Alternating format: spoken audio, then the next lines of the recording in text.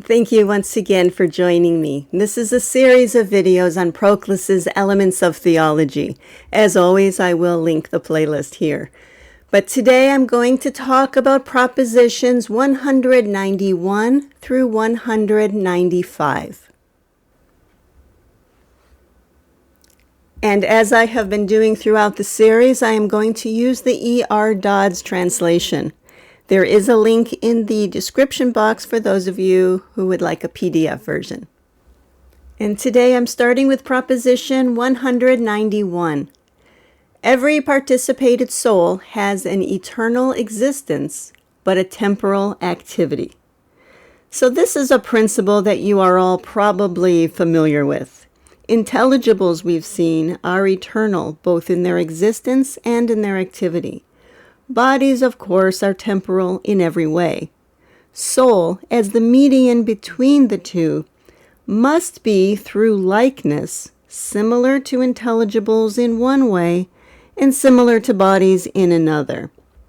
This was already alluded to much earlier in the text. Proposition 106 addresses this in more general terms. This one reads, intermediate between that which is wholly eternal, namely in respect both of existence and of activity, and that which has its existence in time, there is a principle eternal in one regard, but in another measured by time. So here Proclus simply stated that there is a principle. Now he is telling us that this principle is soul.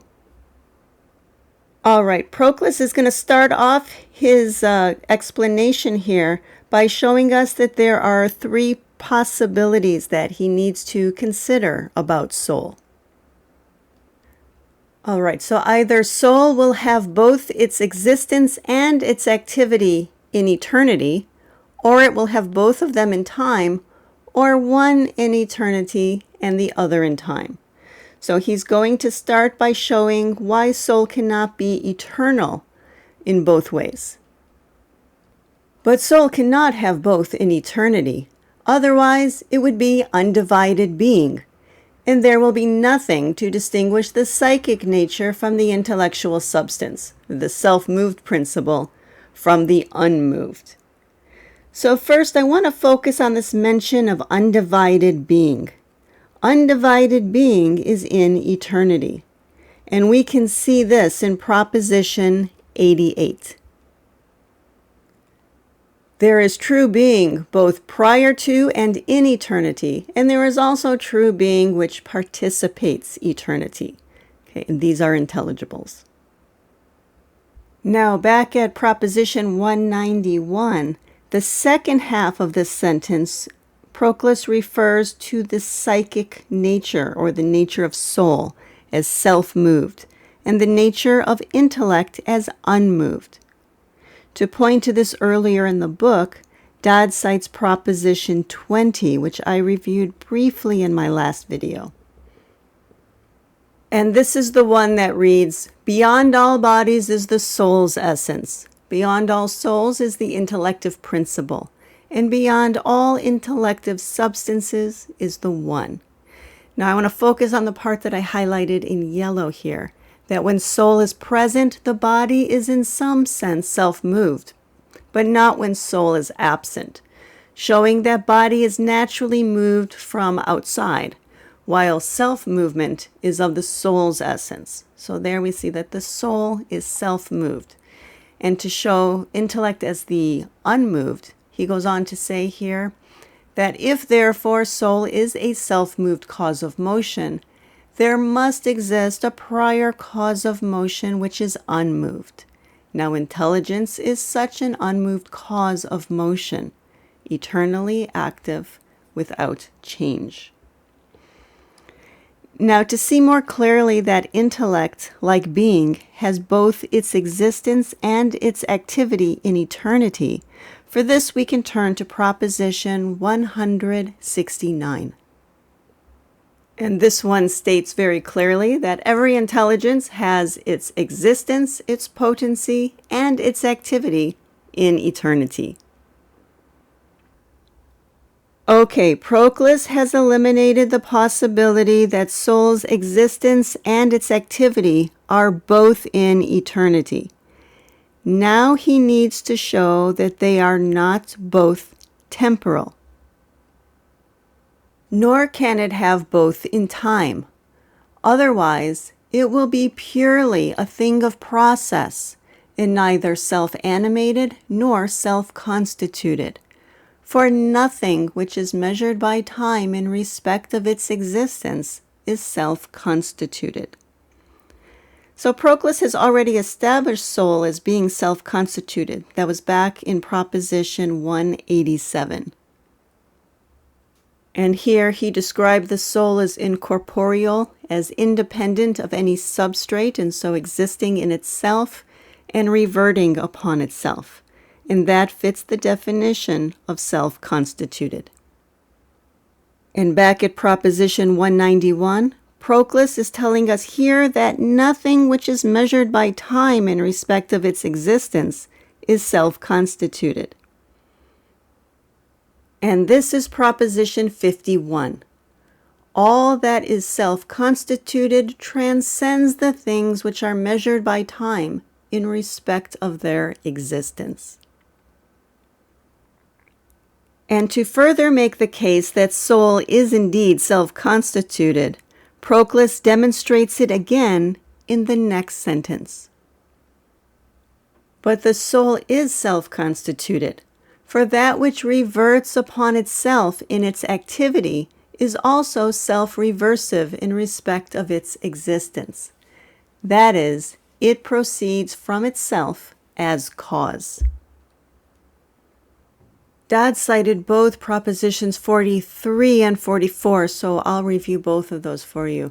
So 43 reads, all that is capable of reversion upon itself is self-constituted. And then we see in 44 that all that is capable in its activity of reversion upon itself is also reverted upon itself in respect of its existence. And we've seen many places before that subsequents revert to their cause. And so if it is self-reversive, that means that it also proceeds from itself as cause. Okay, so Proclus has eliminated two of the three possibilities. Soul is not eternal in both existence and activity, nor is it fully temporal.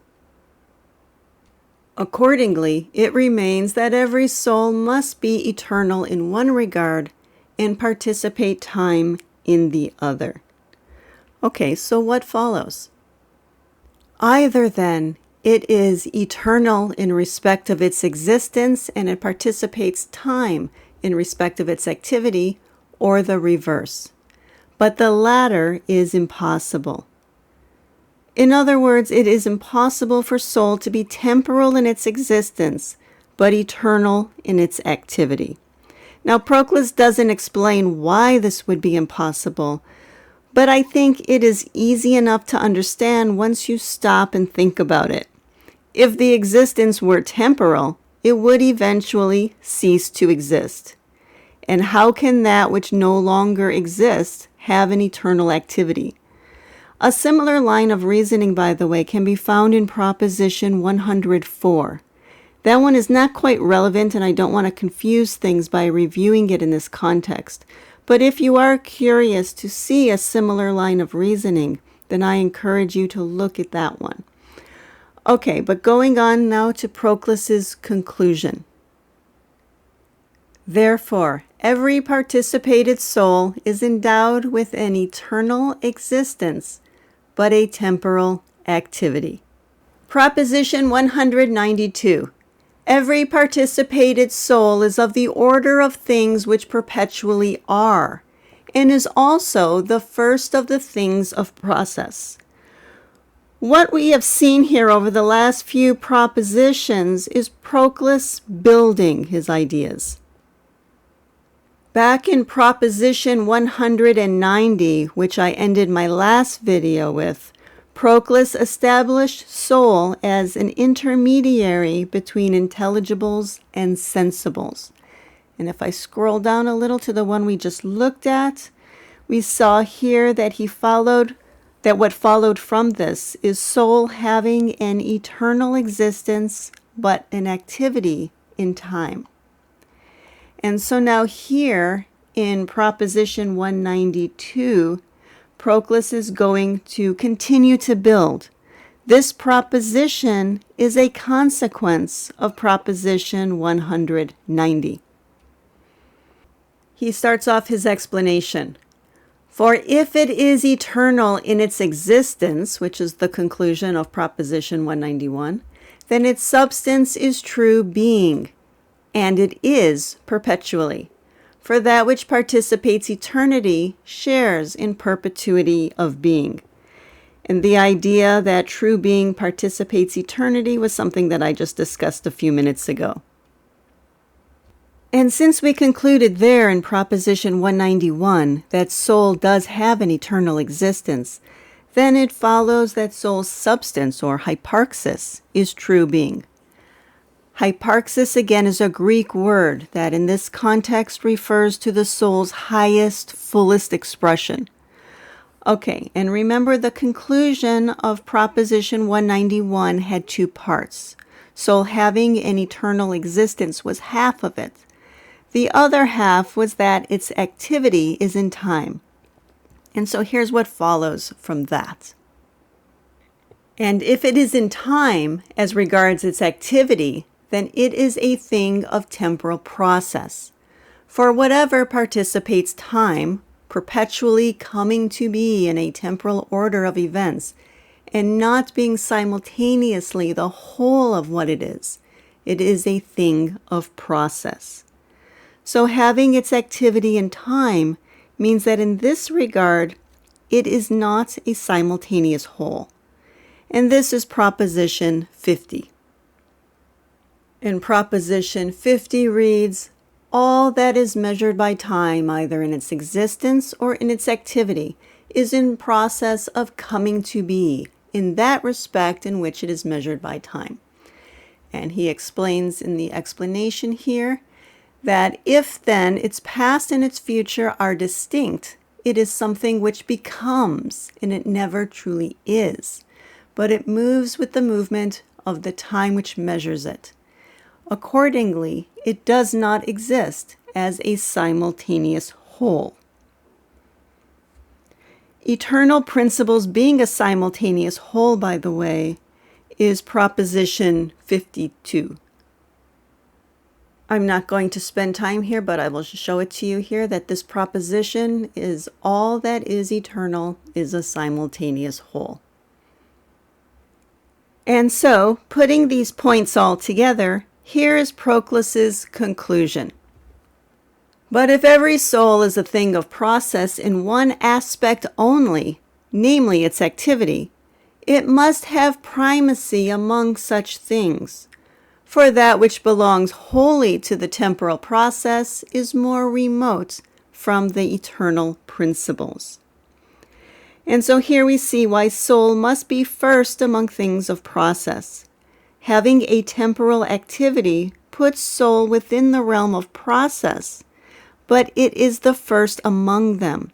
Its hyparxis is true being. And so going back to the stated proposition in italics, we see that it is of the order of things which perpetually are. Okay, now we're getting to the really good stuff. I think this proposition and the next two are all mind blowers. So Proposition 193 reads, every soul takes its proximate origin from an intelligence. Okay, let's see how Proclus makes the case. For if it has an invariable and eternal existence, as we saw in Proposition 191, which I opened this video with, then it proceeds from an unmoved cause, since all that proceeds from a mobile cause is variable in its existence. The cause of all soul, then, is unmoved. Okay, I will show you Proposition 76. But actually, we already saw back in Proposition 20, which I reviewed earlier in this video, that soul proceeds from an unmoved cause. But first, here's Proposition 76. All that arises from an unmoved cause has an invariable substance. All that arises from a mobile cause has a variable substance. And this is significant because from this we can see that anything which has its existence in eternity must have an unmoved cause. And just as a reminder, back in Proposition 20, we saw that soul is the self-moved, and that makes it the first principle that is in motion. Its cause, then, we saw, must be unmoved. And so this is the other way that we came to the same conclusion, that soul proceeds from an unmoved cause. Okay, now here is the next step. And if the proximate source of its perfection is an intelligence, then it reverts upon an intelligence. Soul is perfected by intellect. We have seen this in the sense that soul gets its power of self-motion from intellect. And now Proclus concludes that soul reverts upon that source of perfection. Now the next sentence is helpful in making this relationship even clearer. It does have a few parts, so I'm going to take it in pieces. The first part reads, "Now if it participates the cognitive faculty which intelligence gives to principles capable of participating it, for all cognitive faculty is derived by its possessors from an intelligence." I'm going to pause there. We saw back in Proposition 188 that soul does participate the cognitive faculty. This idea was an element here in Proposition 188, that every soul is at once a principle of life and a living thing, and it was described here as being cognitive. Cognition is a kind of life, and the cognitive is as such alive. If therefore soul contain a lifeless element, then this element has in itself no cognitive faculty. But since the soul is cognitive, this point cannot be true. And so we see in these propositions, and also in Proposition 20, which I referred to a few times now, we saw in a different sense that soul does participate intellect. Okay, the next piece of the puzzle, that all things proceed in respect of their existence from that upon which they naturally revert. Effects revert to their cause. Everything whose nature it is to revert reverts upon that from which it derived the procession of its own substance, or hypostasis in Greek. In other words, each thing has a natural desire to return to its cause, and it is to its cause that each thing naturally reverts. And so the conclusion of Proposition 193 is that if soul reverts to an intelligence, then it must proceed from an intelligence as well. So now the question is, so what? Well, that question brings us to Proposition 194. Proposition 194 reads, "Every soul possesses all the forms, the eidos, which intelligence possesses primitively." Now, this proposition is key. This is what allows us as soul to know our cause, to know the intelligible objects of knowledge. Now, on the surface, this looks like just dry metaphysics. But let's look at what Proclus is really pointing to. The explanation starts, if soul proceeds from intelligence and has intelligence as its originative principle. So you see there that he is building on Proposition 193. He's building on soul proceeding from intellect. The next piece of the puzzle is that intelligence, being unmoved, produces all things by its mere existence. Now, I think this point is probably familiar to you all by now, or at least those of you who've been following the whole series. Intellect is an unmoved cause, and so it creates from its very being without actively doing anything. And this is Proposition 26. Some of you have probably memorized this one by now, so I won't spend much time here, but this is the one that reads that every productive cause produces the next and all subsequent principles while itself remaining steadfast. It imitates the one which produces without movement. Actually, I shouldn't say produces in regards to the one. That's not quite the right word, but it brings its consequence into existence. Let me put it that way. Okay, so Proclus gave us two ifs, and now we're going to look at the then. The ifs again. Soul proceeds from intellect, and intellect produces all things by its mere existence. What follows from that? It will give to the soul which arises from it, as part of that soul's being, rational notions of all that it contains. For whatever creates by existing implants by derivation in its product that which itself is primitively. And so souls are not intellects, but through participation in intellect, souls are rational. In Proposition 18, just to remind you, reads, everything which by its existence bestows a character on others, itself primitively possesses that character which it communicates to the recipients. So the principal intellect possesses intellect primitively, but soul as a participant does not. It is rational because of this participation, but it does not possess intellect. And so Proclus's conclusion is that soul therefore possesses by derivation the irradiations of the intellectual forms. Now Proclus has never defined this word, irradiations, but you can surmise though that they are derivations that fall short of true being. The closest he came to defining them was in Proposition 64. And this proposition introduced the idea that monads give rise to two series. One of the series is substances that are complete in themselves, but the other are these irradiations which have their substantiality in something other than themselves. And in the explanation, he said that these irradiations are upon such a level that they belong to their participants. For being incomplete, they require a substrate for their existence. So they require a substrate. So in the case of soul, it's that aspect of soul that requires the body. In the case of intellect, it's that aspect of intellect that requires the soul.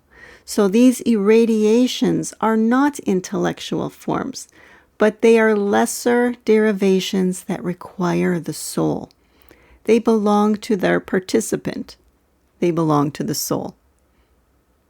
And so the soul does not possess nous. It does not possess the eternal eidos. But it does possess by derivation the irradiations of the intellectual forms. All right, there's one more proposition I'm going to cover today, and this one is also powerful, I feel. Every soul is all things, the things of sense after the manner of an exemplar, and the intelligible things after the manner of an image. So this building process is continuing. Now we are seeing the significance of soul possessing all of those irradiations of forms, or the intellectual realities. Proclus starts off, for being intermediate between the indivisible principles and those which are divided in association with body, and that was Proposition 190, it produces and originates the latter, and likewise manifests its own causes from which it has proceeded. Proposition 190 told us that every soul is intermediate between the indivisible principles and those which are divided in association with bodies. And here in Proposition 195, Proclus is still unfolding the implications of this. In the second half of the sentence, we are seeing soul functioning as a cause in the sensory world. It produces and originates the latter, that which is divided in association with body. But we also see in this sentence that soul is self-constituted, and it is a principle of life. It manifests its own causes. And just as a reminder, in Proposition 188, Proclus showed us that soul is a principle of life as well as being a living thing. He goes on to say, now those things whereof it is the pre-existent cause, it pre-embraces in the exemplary mode, and those from which it took its origin, it possesses by participation as generated products of the primal orders.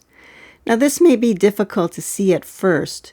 This metaphysics, or the metaphysics behind this, are captured most succinctly, I would say, in Proposition 65. This one reads, all that subsists in any fashion has its being either in its cause as an originative potency, or as a substantial predicate, or by participation after the manner of an image. And here is a diagram that I had presented once upon a time to show this very point here, that all that subsists in any fashion, it's either in the cause, causally as an originative potency, or it's the substantial predicate, it's the thing in itself, or it's by participation. And so coming back here, we can see soul as the pre-existent cause of things in the sensory realm, and so pre-embracing those things. From the intelligible world, it possesses being, life, and intellect by participation. Proclus explains this in the next sentence.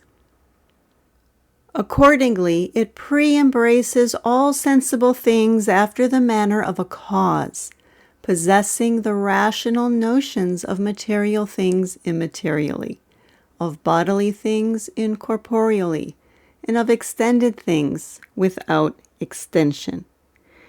And so that's how it possesses the sensory world. And then in regards to the intelligible world, on the other hand, it possesses as images the intelligible principles, and has received their forms, the forms of undivided existence parcel-wise. Of unitary existence, it has received them as a manifold, and of unmoved existence, it has received them as self-moved. Now this proposition also draws on the principle that each realm knows that which it contains in a manner that is appropriate to its station. Proclus showed this in regards to the gods back in Proposition 124.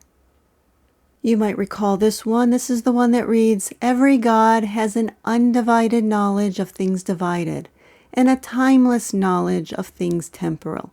He knows the contingent without contingency, the mutable immutably, and in general, all things in a higher mode than belongs to their station. Now, as we've seen throughout this book, there is a logos and a similitude that runs through all the realms of reality. And so, from the gods, we also see this reflected in intellect as well. And so this principle came up with intellect in Proposition 170. Every intelligence has simultaneous intellection of all things, but while the unparticipated intelligence knows all unconditionally, each subsequent intelligence knows all in one especial aspect. And so Proclus's conclusion to Proposition 195 is, thus every soul is all that is, the primal orders by participation, and those posterior to it in the exemplary mode. It is worth comparing this proposition to what Proclus wrote in his Theology of Plato, Book 1, Chapter 3. I do have a video in which I presented an excerpt from this section as a meditation, and I'm going to link it at the end of this video because there Proclus takes this idea and he unfolds its significance, showing the potential for wisdom that we all share. So if you found that helpful, I would appreciate you hitting the like button. That really does help the channel. And also, if you don't already subscribe, I hope you'll think about doing so. And if you have any questions or comments, please do not hesitate to put those below.